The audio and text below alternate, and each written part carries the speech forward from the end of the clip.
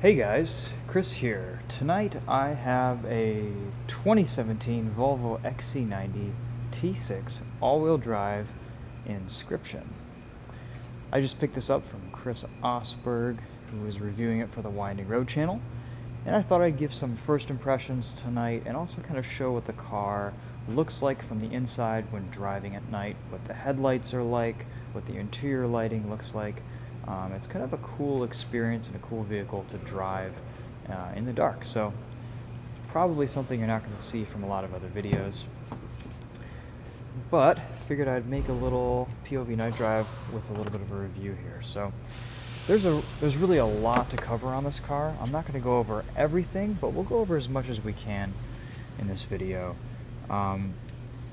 Basically, this interior is one of the highlights for me. Just the overall design on this car is really, really incredible.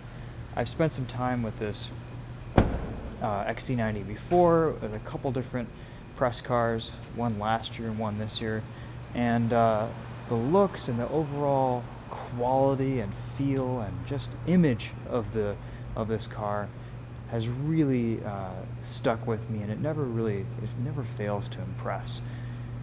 I think this XC90 manages to look really expensive and feel really expensive and be just a premium looking SUV without necessarily having that stuck up expensive image to go along with it. I feel like this is still a cool car while being a very premium vehicle. So you can see here, the rear end is lowering with the air suspension. You have these two buttons here you can raise and lower things just to have a little bit easier access into the cargo area. Got some more storage space down here. And of course, you've got the rear, the third row that folds down, gives you some more space back here. Now, you probably can't see a whole lot in the back tonight, so we're not going to spend too much time back there. Look at these taillights. They are very Volvo, but also very cool. I love the design on these. Just gorgeous. And also, look at this key. This is one of the nicest keys I've seen from any manufacturer these days. It's wrapped in this really soft leather. There's buttons on the side for lock, unlock, and trunk. It's just really, it's a really nice touch. It feels good. Lots of flexibility in the back seats. Of course, all of these seat controls are manual, which is nice. Go back here and adjust how far the seat goes back, how far forward it sits. These headrests fold down electronically. You've got a nice little armrest in the back here with cup holders. And plenty of space, plenty of room back here. Fantastic accents from the Bowers & Wilkins sound system and the door handle. I mean, really, just, it's gorgeous in here. It's really, really beautiful. So the MSRP on this, it starts around $55,000, I think. And I would kind of compare this interior to the same quality as a $100,000 Range Rover. To me, that's what it feels like. That's what it looks like. It's really premium stuff. Let's turn it on here. Push the brake in and turn the start-stop button to the right, and that'll start it up. Little animation from the gauge cluster, and then let's check out the Monroney. I'll show you guys some features and specs on this thing. We'll take a look around really quickly before we go for a drive. Glove box is an electronic button right there. So let's just look at some basic stuff here. Performance figures. This has the 2-liter turbocharged and supercharged direct injection engine, making 316 horsepower and 295 pound-feet of torque. So at low RPMs, you can actually hear the supercharger whining, and then when you get up into the higher revs, the turbo kicks in. The transition is totally seamless, and it makes some pretty decent power from a 2-liter turbo. There is, the electronic power steering in this is really nice. I actually really love the air suspension. We'll talk a little bit about that later when we go for a drive. The sound system on this car, oh, it's too bad I can't convey how quality of a sound system this is through video and through binaural audio. It is fantastic. It's probably one of my favorite features of this entire car, is just how good the audio is. You've got the pilot assist, adaptive cruise control, collision avoidance, all that good stuff. Full big sunroof. We'll do a daytime review where you can see some more of this interior stuff with a little bit better lighting. Lots of luxury features.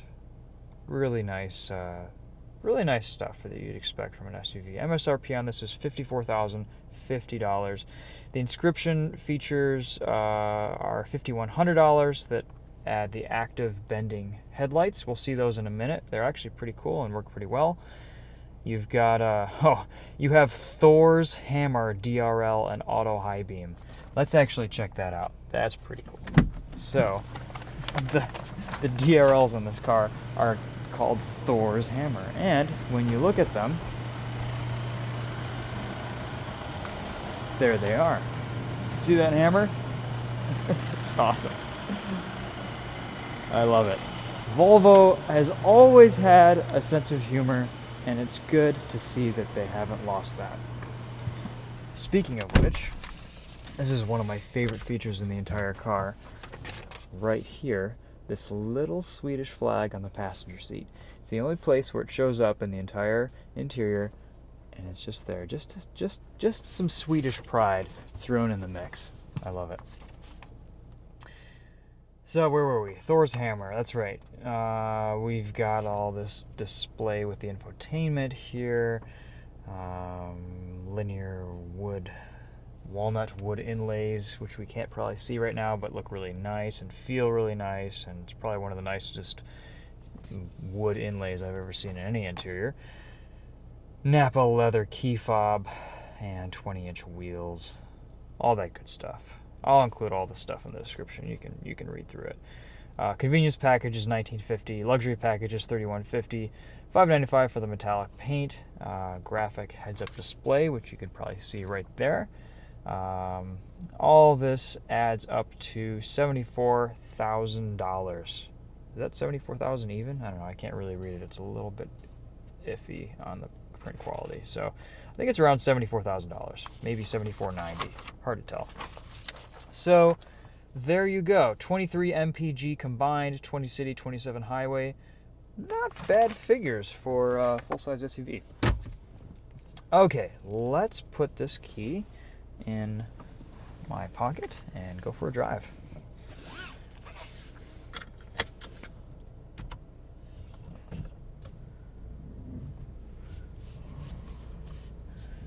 Really wide-angle reverse camera here. We've got lots of options. Not really. It went away. Okay.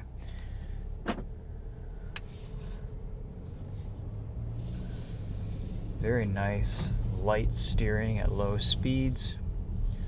I love the trim, the leather feel of the steering wheel. This particular XC90 only has 770 miles on it, so it's pretty baby fresh. I'm sure this leather will wear in just a little bit with time, but right now it just feels fantastic.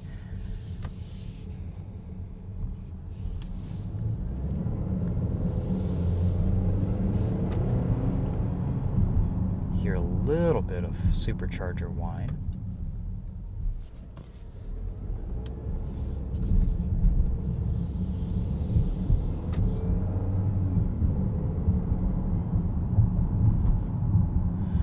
Maybe this is just my imagination, but I have the feeling that this car overall is just a little bit more, this 2017 XC90 is just a little bit more refined than the 2016 I drove last year. This infotainment system feels a little bit quicker to respond. It's maybe not as glitchy. Chris Osberg noted that too when he was texting me the other day. He said, infotainment works pretty well. It's nice and fast to respond.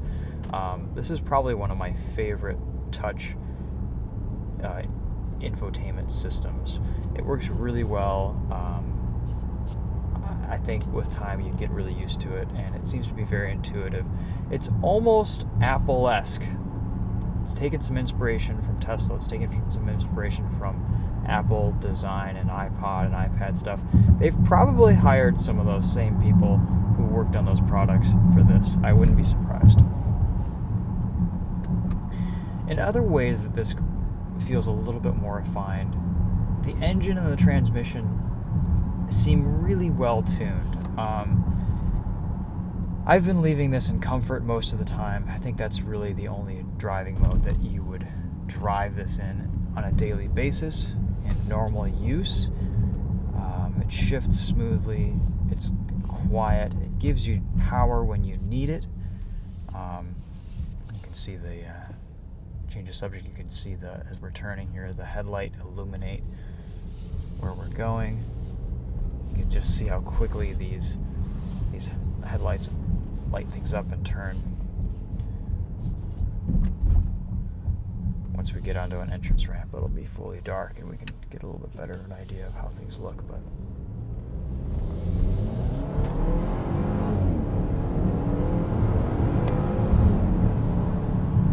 I like how the speedometer climbs accurately, doesn't skip numbers when you're getting up to speed.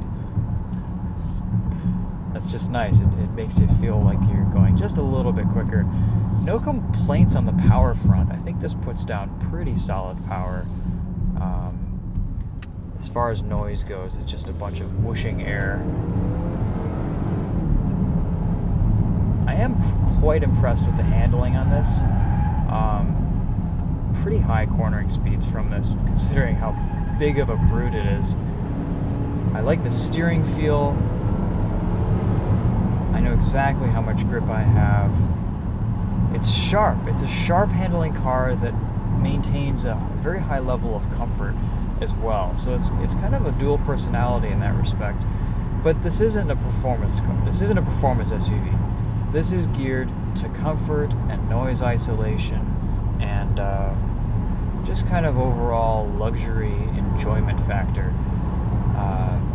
That is really high in this car.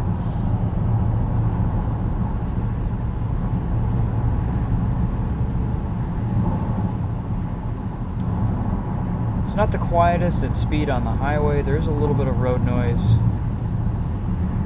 but it's not terrible. The sound system in this is so great that it pretty much eliminates everything. Brake pedal is nice and linear, nothing funky going on there. Brakes feel good. And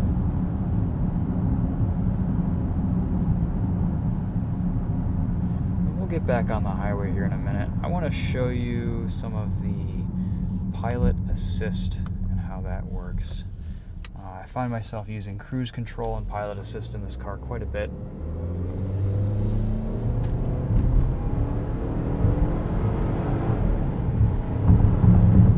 I'm surprised at how linear the power band is in this. It's really quite good. So let's try it. Let's test it at low speed here in a urban situation. So right now pilot assist is engaged. Oh, we've got a red light. It seems to hold the center of the lane pretty well. I think it only works in certain scenarios. Really, it's not Tesla Autopilot, and it's not perfect. But when you're cruising on the highway, it seems to work pretty well, and it serves its purpose. You have to touch the steering wheel and keep your hand on the wheel every 15 seconds or so. But if you need to quickly shift to pilot assist and do something here with the infotainment, you can do it. It's not distracting. You can trust it. It seems to work well in that respect, which is kind of what it should be for.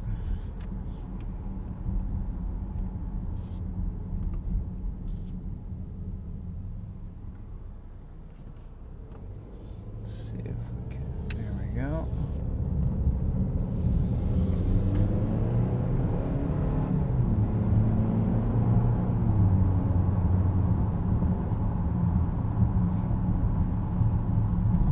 You know, I do miss the old turbo 5-cylinders, the Volvos of old, and the V8 and the XC90, but the supercharged and turbocharged 4-cylinder isn't bad. It makes a decent noise. It delivers great power. It's very linear. It's good to drive. I don't really have a whole lot of complaints on that. And this is kind of Volvo's new deal. They're only offering 2 engines these days, and they're focused on being compact and lightweight and efficient. And then they're going to be working into electric integration as well. So I like the direction Volvo's going. They're making a really high quality product these days, and I'm excited to see what they come out with in the next few years. One interesting thing that I'm noticing is I'm not hearing a turn signal. I only see it. Right now my turn signal is engaged, but I don't hear it. I wonder if that's because the volume is down. No? I don't know.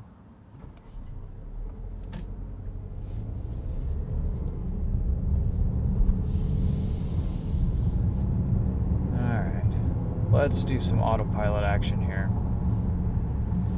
or pilot assist action. Radar guided cruise control works really well.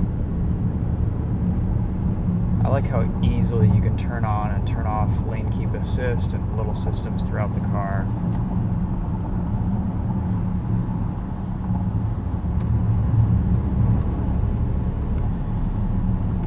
So cruise control goes in 5-mile increments if you just tap the button, and it goes in 1-mile increments if you hold the little buttons over here, which is kind of nice because you can fine tune. If you're one of those who likes to drive at 74, you can easily do that. And if you're going to slow down and speed up, and you slow down from 70 to 60, the car will actually brake when you change the cruise control speed. So pretty much that whole time I was just on the highway, I've only touched the steering wheel once when it told me to apply steering. It's keeping me well centered. It's not doing anything funky. It's working really, really well. Now it's telling me to apply steering. And you can probably see that in the heads-up display too. So I like this system. It's one of the better ones that I've used, honestly. It doesn't work for everything. It's not autopilot yet, but for what it is, I think it's a useful feature, and it's a good thing to have in a car like this. Let's talk a little bit about the ride quality. So this air suspension is very comfortable, but also this car maintains really sharp turn-in and really pretty decent handling for what it is. I'll commend Volvo on that setup. I think it's fantastic. Who knows what it'll be like in the long term as far as costs and reliability, but time will tell. We'll see. For now, this is a really nice setup. Really nice primary ride, really nice secondary ride. No complaints for what it is. In this type of vehicle, it's perfect.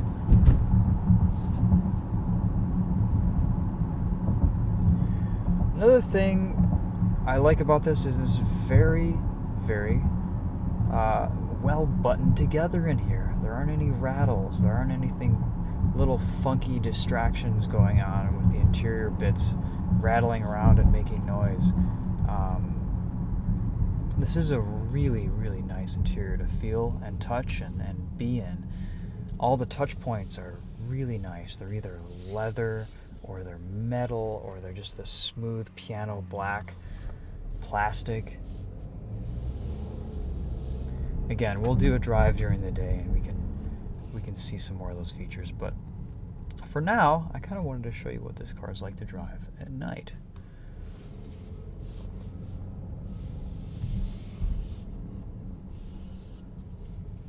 Pretty good turning radius.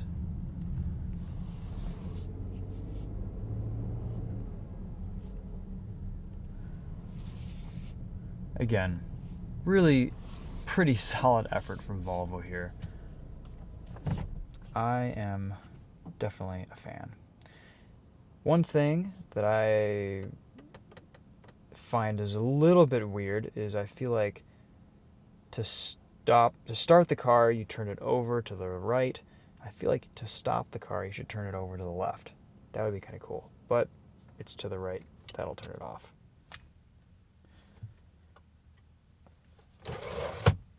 Got some more storage here. And frameless mirror, which is nice. Cool. All right, guys. Well, that's going to wrap it up for now. I will do a follow-up on this soon. But just look at those seats. Not only are they gorgeous, but they're incredibly comfortable. There's a ton of adjustability. You can tighten the bolsters in, extend this piece out. You've got lumbar. I mean, these seats are, they're fantastic. Nice little illuminated Volvo side sill there. Very cool. All right, guys. Thanks for watching. Let me know if you have any questions in the comments.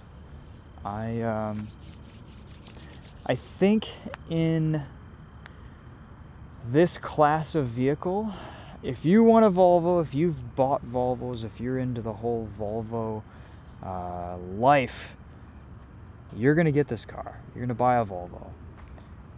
This is one of the first luxury vehicles that I've driven from Volvo that actually is a really competitive proposition versus the Germans. I think this holds its own against the Audi Q7. This holds its own against the Mercedes. At this price point, it's very competitive. This is a really special SUV, and I'm excited to see how it kind of trickles down to the XC60. I've heard that's kind of a baby XC90. I'm looking forward to driving that. And I'm curious to see what the V90 feels like as well. I've driven that briefly, but I have a feeling that's just going to be the sedan version of this, which is fantastic. So, pretty exciting stuff from Volvo. I am definitely a fan. Anyway, guys, thanks again for watching. We'll see you soon.